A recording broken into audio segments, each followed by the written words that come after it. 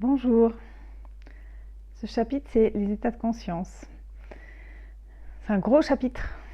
J'ai plein de trucs à dire. Euh, Ces états de conscience, ils sont beaucoup utilisés, surtout en ce moment, en thérapie, en développement personnel, que ce soit dans l'hypnose, dans le chamanisme, dans les cercles de connexion à la terre, les dialogues avec les morts, avec les anges, tout ça. Donc, je crois que c'est bien de clarifier un peu, de classifier tous ces états de conscience, juste pour savoir où est-ce qu'on voyage. Euh, Avant, je crois que c'était très difficile de... Enfin, très difficile, c'est très long, il fallait passer 20 ans dans un ashram pour essayer d'atteindre un état de grâce dévotionnel. Euh, le fait est que depuis 1999, c'est très accessible et surtout aux femmes. Voilà. Surtout à l'archétype féminin en chacun de nous.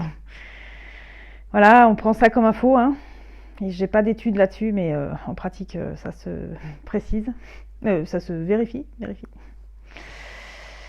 Alors, ces états de conscience, c'est absolument pas des dons surnaturels, ni des pouvoirs extraterrestres, ni un mystère occulte qui nécessiterait quelconque rituel. Les rituels, pour le fun, c'est cool parce que la vie, c'est fun. Mais aucun rituel n'est indispensable, sauf s'il nous fait plaisir. Pourquoi ? Parce que c'est là à 99,9%. Est-ce que vous croyez qu'il y a besoin d'un rituel pour qu'il se manifeste ? Non. Non. Bon, si on veut, on fait. Donc tous ces états de conscience, ils peuvent être atteints. J'aime pas. C'est une capacité de notre cerveau d'êtres humains. On est câblés pour ça. Tous.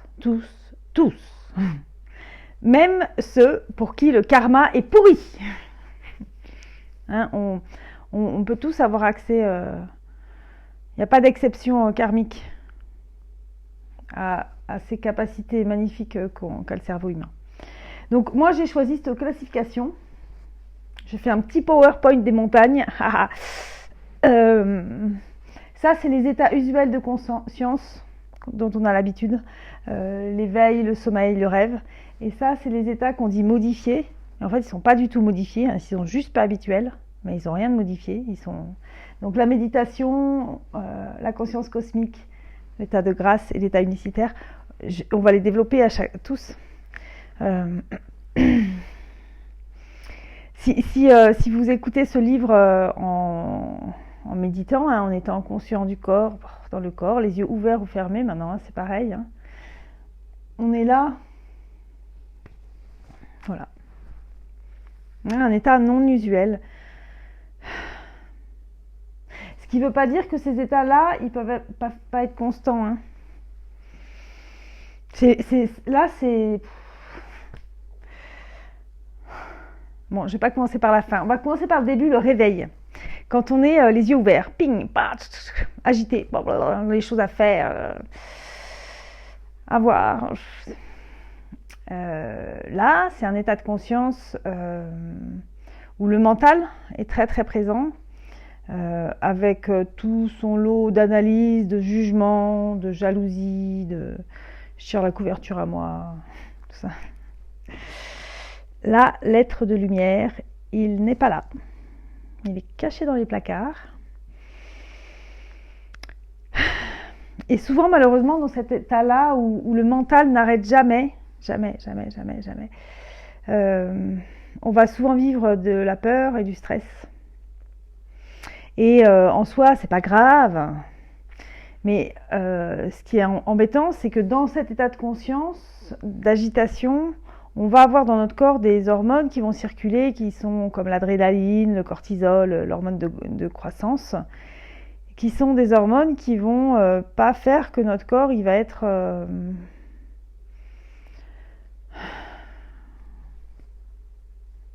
On voit pour se guérir tout seul, quoi. Voilà. Donc là, c'est le personnage qui est là, avec son mental, ses choses à faire et à avoir, et il est agité. Alors quand il arrive à ne plus s'agiter, c'est-à-dire à dormir, deuxième état de conscience, le sommeil. C'est un état de conscience important aussi, hein. Dans le cerveau, on a d'autres ondes, on enregistre à électroencéphalogramme d'autres ondes. Physiquement, on peut avoir des mouvements spontanés, hein. Il y en a qui bougent beaucoup la nuit, qui ont des mouvements la nuit. Le corps, il se décharge physiquement, hein. C'est super sain, ça veut dire qu'il y avait des tensions à la journée qui se lâchent, quoi. Bon, bah c'est tout, hein, on les laisse. Et maintenant, on voit beaucoup plus des gens qui ronflent, notamment des jeunes, hein, avec des syndromes d'apnée du sommeil, c'est-à-dire des pauses respiratoires la nuit, qui sont appareils qui sont très bien, hein, qui sont efficaces, parce que ça les améliore beaucoup. Ça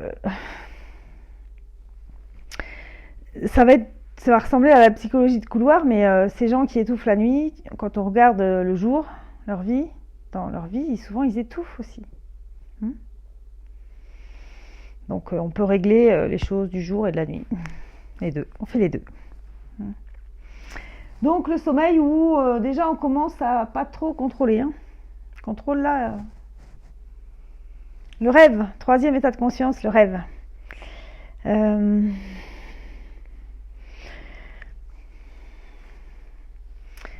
On ne le contrôle pas, le rêve non plus, hein. Il n'y a pas de contrôle. Alors oui, bien sûr, on peut intervenir dans ses rêves, hein, quand on est dans des états de conscience plus élevés, mais les contrôler, non. Ça nous viendrait pas à l'idée de qualifier l'état de conscience de rêve de quelque chose d'ésotérique ou de obscur. Hein, le rêve, c'est juste normal. On rêve la nuit, il n'y a rien de matériel dans le rêve, pourtant c'est un état de conscience où on est là et pas là, à la fois. On est là ou dans d'autres mondes, hein, bah c'est pareil, les autres états, c'est pareil, c'est comme le rêve, c'est juste normal. C'est chouette parce qu'on peut faire des beaux voyages. Bon bref, alors le rêve, donc c'est une interface avec ce monde qu'on connaît, que l'on vit dans l'état d'éveil, et des autres mondes, des autres univers, je sais pas comment appeler ça, c'est un peu bizarre.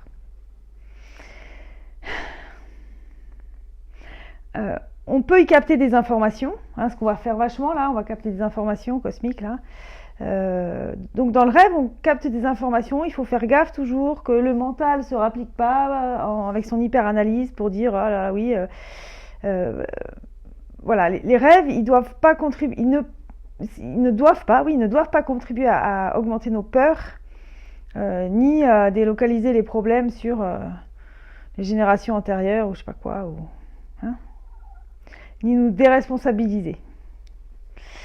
Voilà, donc dans tous ces états de conscience que quasiment tout le monde vit, on est agité, hein, notre âme est agitée, on est dans le personnage. Et en fait, on n'est pas là. Hein, on n'est pas là. Quand on dort et quand on rêve, on n'est pas là, c'est normal. Quand on est réveillé, normalement, on est là. Mais en fait, on est toujours occupé à pédaler sur son petit vélo, hop, et on est rarement présent à la situation dans laquelle on est. Hein. La présence, ça va être à partir de là. Donc c'est pas grave, on est un personnage. Voilà. Donc là, on dit qu'on existe en tant que personnage. Et à partir de cet état de conscience-là, on est. On peut dire je suis. Hein, là, j'existe, je suis. Là, je passe de la survie à la vie pleine. Là, il y a le voile. Et là, il y a le dévoilement. Hein, le dévoilement. Bon, je vais trop vite. Donc ça, c'est les états de conscience usuels.